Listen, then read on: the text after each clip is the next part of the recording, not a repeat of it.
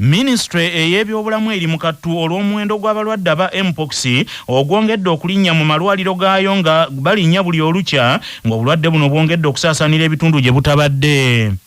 Gavumenti ya Uganda egamba nti amalwaliro gaayo gajjudde naddala ekkulu abalwadde bano gye bakuumirwa eri Entebbe ng'ate omuwendo gw'abalwadde gweyongerako buli lunaku. Obulwadde bwa mpox kigambibwa nti kaakano bwongedde okusaasaanira mu bitundu by'embalala era bwongedde n'okusenkenya abaayo olw'omuze gw'okugula banneekolera gyange ogweyongedde ennyo ng'abaayo baagala okwesanyusaamu. Dr. Daniel Kyabayinze Director avunaanyizibwa ku by'obujjanjabi eby'olukale ebitali bya mu malwaliro n'okusomesa abantu ku ndwadde mu Ministry ey'ebyobulamu agamba nti bakazuula mu Ministry agamba nti bakazuula abantu abasukka mu 200 n'ekirwadde kya mpox era abantu basaanye batwale ensonga z'ekirwadde kino nti nkulu ddala.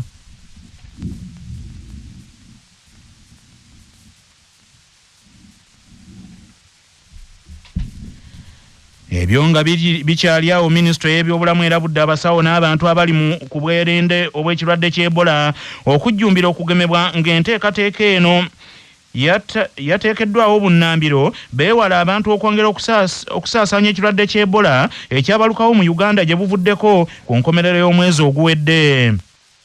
Dr. Daniel Kyabayinze agambye nti okugema kuno si kwa buli omu wabula abantu abo abali mu bulabe naddala abo abaalinako akakwate ku balwadde abakakasiddwa abasawo nti balina obulwadde bwa Ebola. Enteekateeka ez'okukuza olunaku lw'abaana olw'omulundi ogwokubiri zitandise enkya ya leero ng'abantu okuva mu masaza ga Buganda 18 bamaze dda okutuuka mu lubiri lwa Kabaka olw'Emmengo okwetaba mu kujaguza olunaku luno. Abamu ku baana aboogeddeko ne laadiyo ya Kabaka Kyabassa mujugumiza ggwanga bategeezezza nti beesunze okusisinkana bannaabwe wamu n'okukubaganya ebirowoozo ku nsonga bazadde ze balina okukola okubakuuma nga tebakoseddwa wamu n'eddembe lyabwe okulinnyirirwa. Amanya gange bampita kusaasira Lilian Vide Stella Maris Boarding Primary School Nsube mu ssaza ly'e Kyaggwe era nga nsuubira okulaba ku maama Nnaabagereka ebyokuyiga bingi byenja okuyigamu Nakafeero Sheila nsuubira bajja tutereeza mu byatugenzeemu obubi. Minisita wa Bulungibwansi obutonde bw'ensi amazzi n'ekikula ky'abantu mu Bwakabaka bwa Buganda Oweekitiibwa Hajjati Nasejje Mariam Mayanja Nkalubo asabye abazadde obutazibikiranga ddoboozi ly'abaana kubanga kibaviirako okukula nga beetya. Nti abazadde adde bazibikira eddoboozi oba tusubwa abaana bano okubajjamu mu ngeri gye twagala ennungi.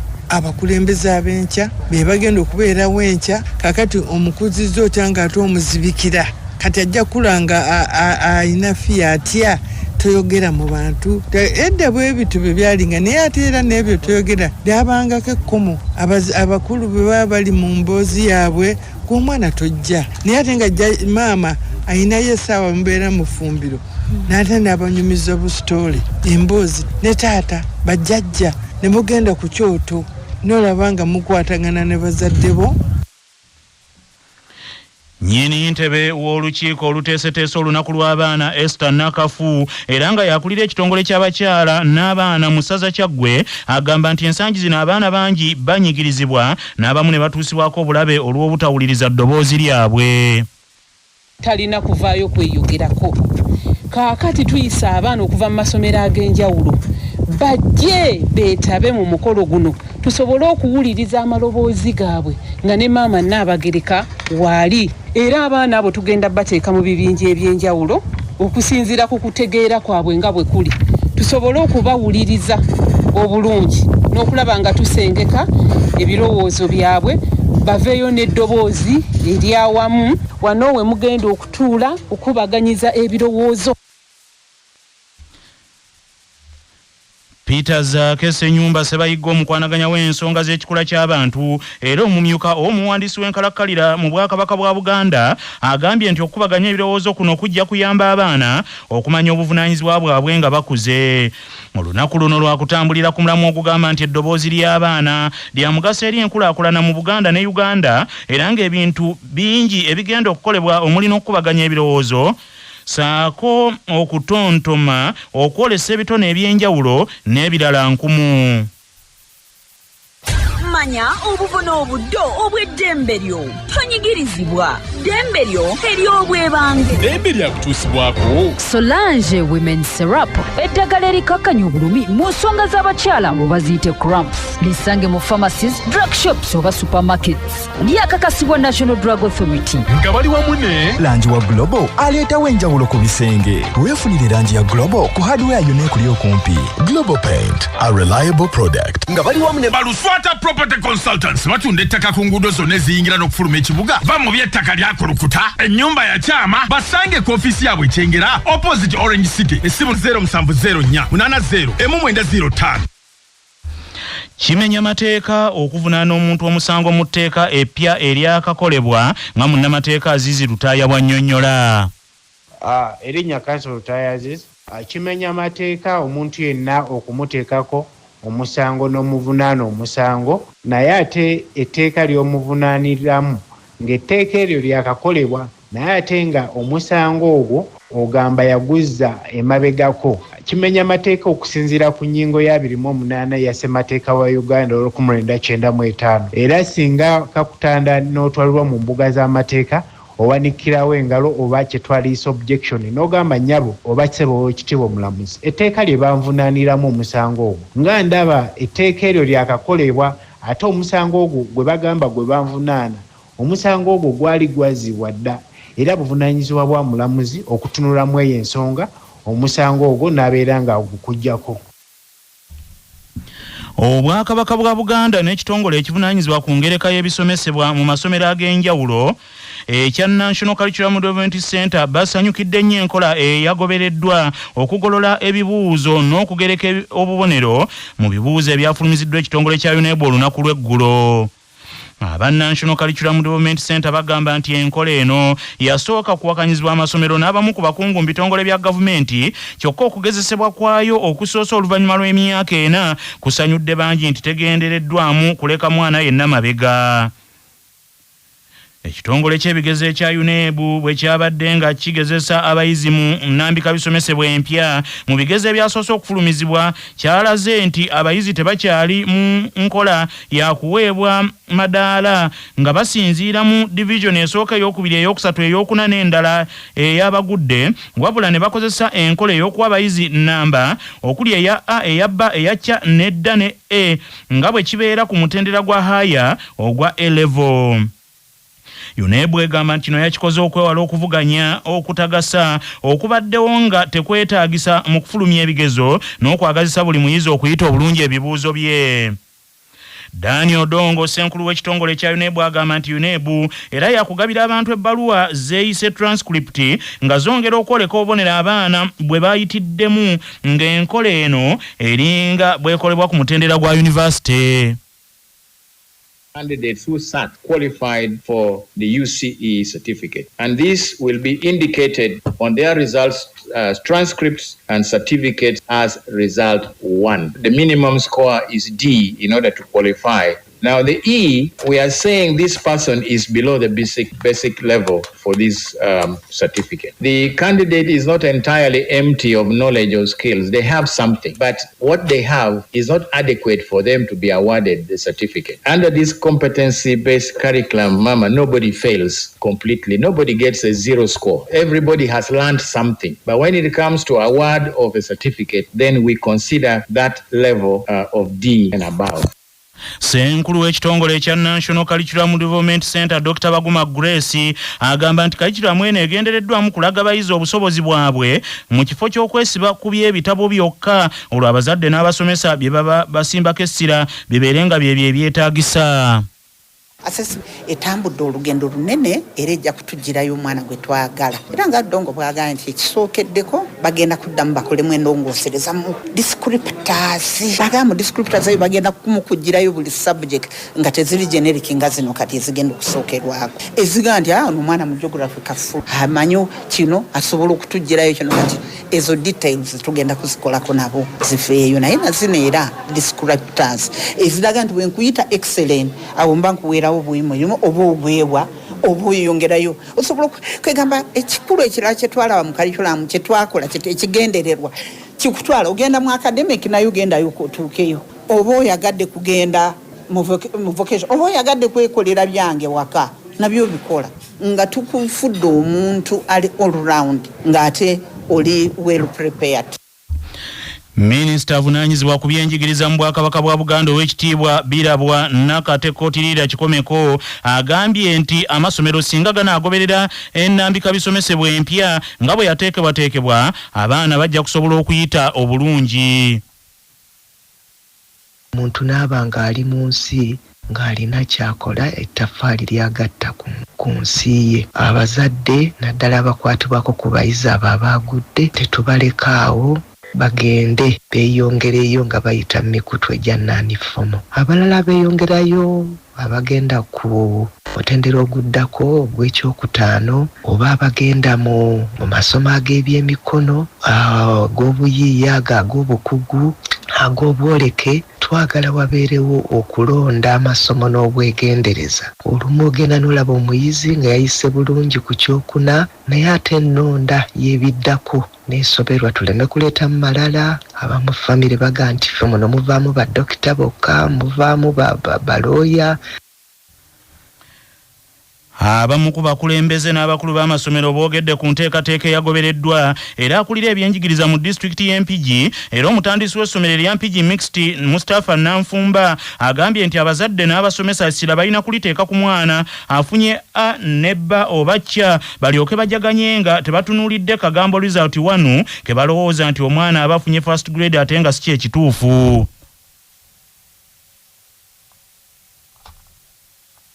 Nanfumba Mustafa nga ndi director wa Mpigi Mixed Senior Secondary School wano Mpigi okuleka nti abazadde balina okusomoozebwa kino okukunnyonnyola obunyonnyozi kekigambo result 1 kyekirabikira ku masomero agasinga obungi kalina ebivulu ne bitandika tubiyise ebibuuzo tubiyise naye ng'ekiri mu result 1 buli muzadde waali akitegeere na buli muntu yenna kitegeeza mwana kuba nti asobola okufuna certificate oba passing ya senior 4 era bibadde bibeera ku certificate ezo ne result slips kitegeeza nti result 1 ye first grade. Omuzadde alina kutunula nti omwana yakoze A's mmeka yakoze B's mmeka ebijja okulaga.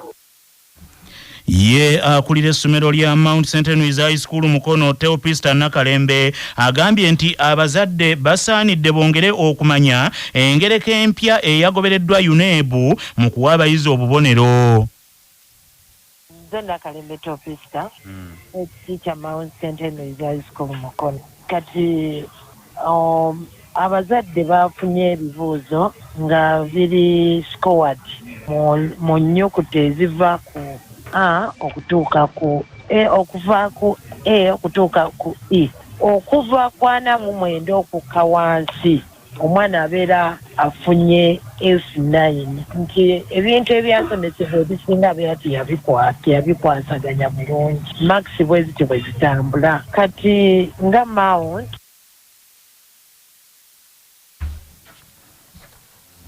okusinziira ku byafulumiziddwa ekitongole kya UNEB olunaku lw'eggulo Mount St. Louis High School Mukono yafunye A eziwerera ddala 641 ate ne bafuna B 1325 kya 576 era omuyizi yasinze okukola obulungi ku ssomero lino erya Mount St. Louis High School Mukono ye Sava Kereya ngono yafunye A9 mu masomo 9.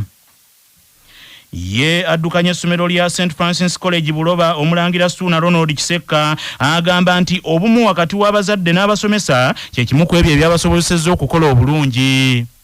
Suna Ronald Kiseka director St. Francis College Buloba twafunye zokka ne B entonotono era kino n'abazadde twagala okubeebaza okutuukiza obuvunaanyizibwa bwabwe mu budde. Twebaza ne gavumenti okuteekawo enteekateeka eno kubanga ereetedde abaana bonna okuyita ate n'ekisaba yongere okukendeza ku musolo ku bintu naddala ebya laabu sanse tuzongereddemu ddala amaanyi tufune abaana abatuukiridde mu Uganda ey'enkya. Mubiru Joseph akulira essomero lya Modern Secondary School Mbirizi Lwengo agambye nti enkolagana ennungi eyabaddewo wakati w'abasomesa n'abazadde saako abayizi kyabasobozesezza okukola obulungi.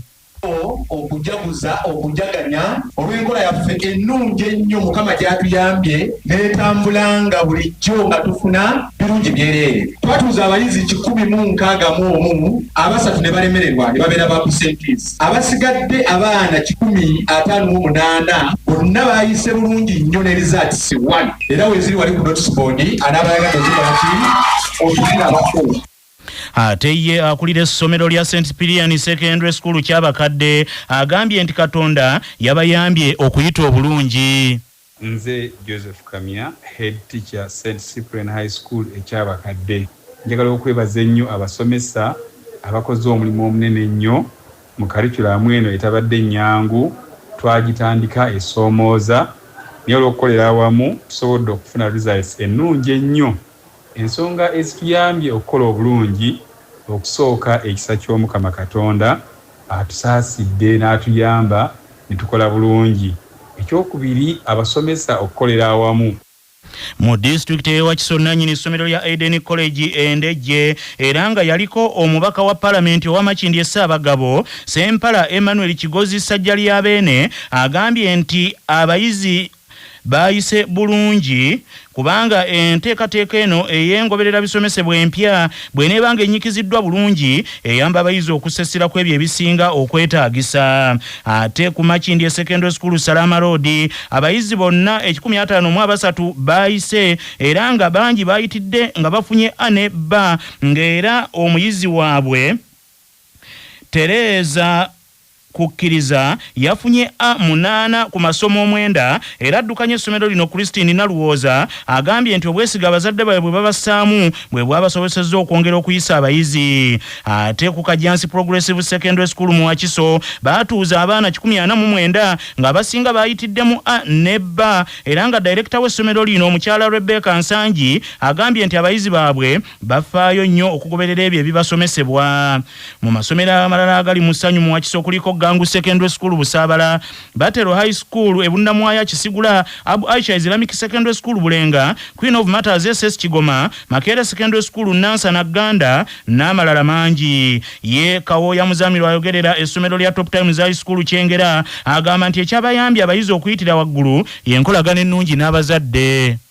Kawoya Muzamiro Top Times High School Kyengera tuli basanyufu nnyo nnyini ddala era nga twebaza Katonda era nga buli muyizi waffe yatuula alina result 1 eraga nti yayise okweyongerayo ku mutendero gwa A-level oba senior 5. Abaana baffe bafunidde wakati wa A ne B. Nti ffennu curriculum bwe yajja twajaniriza nnyo twajagala ne tuteeka buteesi mu nkola.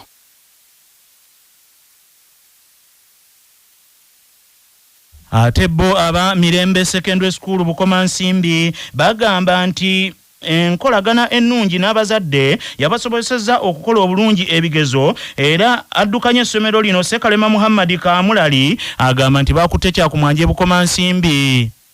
Sekalema Muhammad Kamulali director wa Mirembe School Bukoma Nsimbi tuyina essanyu lingi olw'okulaba abaana baffe enkola gye baakoze naye nga kivudde ku nteekateeka ennungi n'enkolagana ennungi eri abayizi abazadde amasiga gonna 3 ag'abayizi era n'enteekateeka eyo era tuyina essanyu lingi nnyo nnyo okulaba nga abaana baffe bayise okutuuka ku kiseera eryo. Twebaza Mukama Katonda akitukoledde bulungi. Ye omumyuka Supreme Mufti Sheikh Mahadi Kakoza agambye nti singa amasomero gonna gassesera ku kunnyikiza amasomo ag'eddiini mu bayizi nga bwe kiri ku masomo amalala ensi eno yandifuna abakulembeze abalungi n'abantu abalimu ensa. Bino Sheikh Mahadi Kakoza yabyogeredde ku ssomero lya Namasenene Islamic Center mu kibuga Masaka mu kuyozaayoza abazadde abasomesa n'abayizi olw'okukola obulungi mu bigezo bya siniya ey'okuna ng'essomero lino lye limu ku ago agaasinze ne mu bibuuzo eby'eddiini eby'Oluwalabu nabye byafulumiziddwa olunaku lw'eggulo.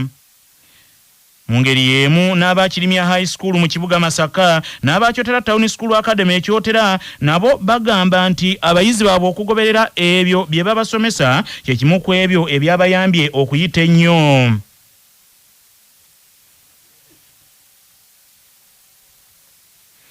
Ye omukulu w'essomero lya Kyotera Town School Academy Kisiige Michael agambye nti okukolera awamu kwe kwabatuusizza ku buwanguzi.